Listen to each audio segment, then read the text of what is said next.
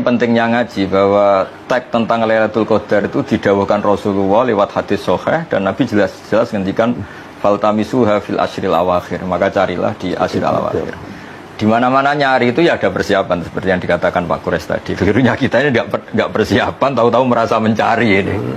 Nah kalau nggak persiapan namanya penunggu bukan pencari. Bukan pencari. Betul. Nah, jadi kalau di ilmu lughat itu penting sekali. Saya berkali-kali cerita di beberapa forum kalau pas ngaji. Ketika Imam Syafi'i ditanya, kenapa sih tayamum di padang sahar harus mencari air dulu?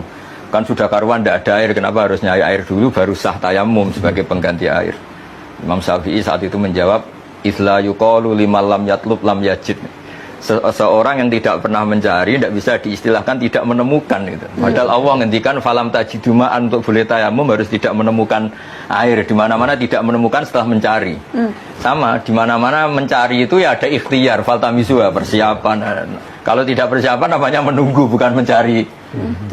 Jadi artinya bagi orang yang meyakini Lailatul Qadar di atas 20 ya tidak menafikan persiapannya mulai tanggal 1 bahkan mulai Rejab tadi. Jadi ini saling tidak bertentangan. Dan kalau kita bicara persiapan, apakah itu artinya persiapan ritual kita tambah, Bi? Jadi sholat sunnahnya ditambah, ngajinya diperbanyak, hal-hal seperti itu yang dimaksudkan dengan persiapan atau bisa lebih dari itu? Kalau saya secara pribadi ya, dan ini lagi-lagi ngikuti panduan kitab-kitab, makna Ramadan kan nyari pahala. Nyari pahala itu paling enggak ya dapat ya.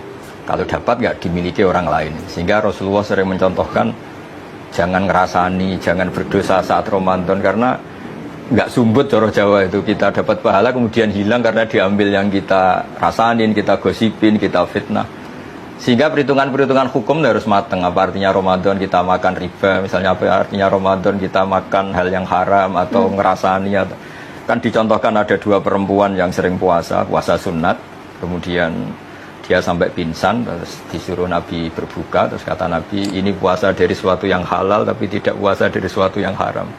Sudah perempuan itu disuruh muntah, ternyata muntah darah itu. Terus kata Nabi, ini makan a'rodan nas, ini makan harga diri manusia itu.